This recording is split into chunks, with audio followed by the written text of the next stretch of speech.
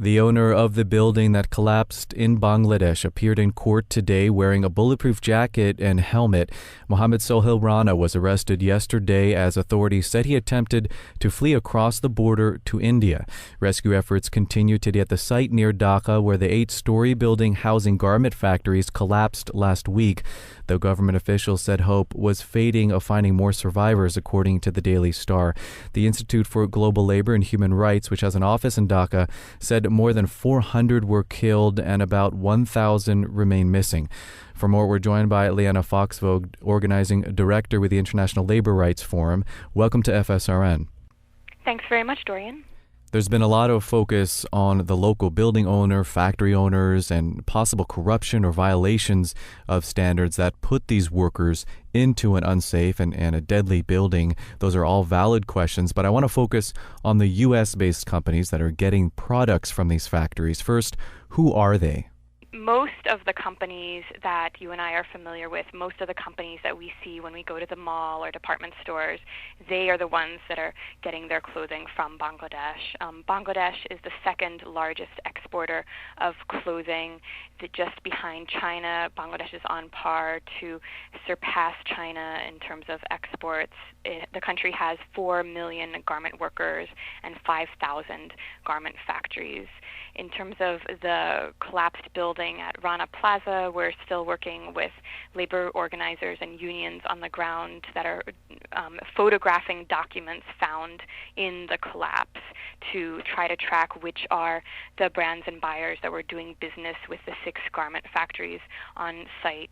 So far, some of the companies that have been identified are Benetton, The Children's Place, Primark, Mango, Joe Fresh, but what we're looking at is anywhere between 20 to 30 different apparel companies that were doing business on the site. But beyond looking at this particular incident, what we're doing is we're calling on all the major buyers of apparel and clothing from Bangladesh to join in the legally binding Bangladesh Fire and Building Safety Agreement with worker representation.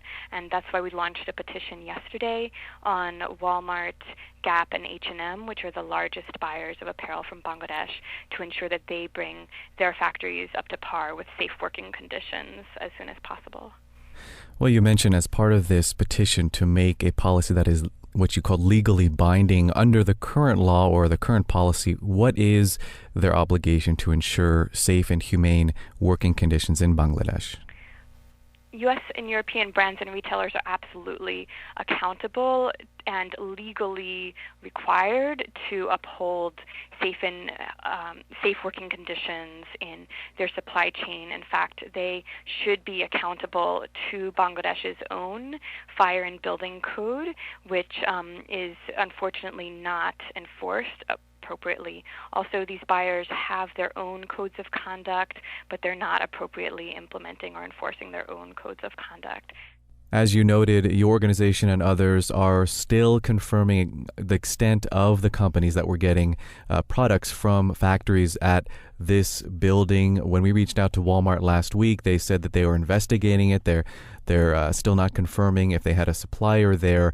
But according to Walmart's Global Responsibility Report, which was released this month, the company has in place an ethical sourcing program in which audits are conducted by third-party firms, quote, to ensure factories are complying with production standards. How do you rate this program? Not well. The problem with the program is that it's not transparent. Walmart is still not disclosing which factories are its suppliers in Bangladesh. Walmart is still not making public the results of its audits. They're still not involving workers or their unions in conducting these programs. Walmart is still not paying high enough prices to its factories or mandating the necessary building repairs and electrical system upgrades to bring them into compliance with Bangladesh's own codes.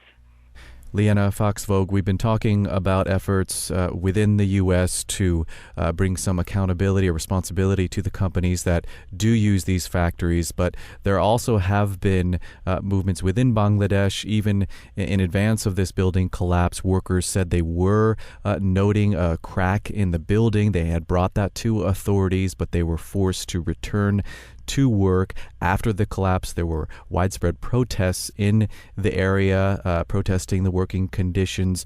What is available to workers within Bangladesh as they organize and as they push for reforms on this issue? Well, there are unions in Bangladesh, and some workers are joining in the unions, and of course it's very hard for the unions to win collective bargaining agreements and union recognition, but there is organizing on the ground in Bangladesh. And, if there had been a union at the factory, maybe the workers who had returned to the job site because they didn't want to lose their month's pay could have instead joined in collective action and refused to return. But, we're talking about workers who live in, conditions of extreme poverty. The wage in Bangladesh, it's only $38 per month. That's the minimum wage in the garment industry. So, these workers really can't afford to lose a month's pay. And it really is a case of murders. When workers are denied their right to refuse dangerous work, that's really what we're talking about here. Liana Foxvog is organizing director with the International Labor Rights Forum. Thanks for joining us. Thanks very much, Dorian. And you can find more information about the Week of Action and the petition for garment workers' rights in Bangladesh on our website, FSRN.org.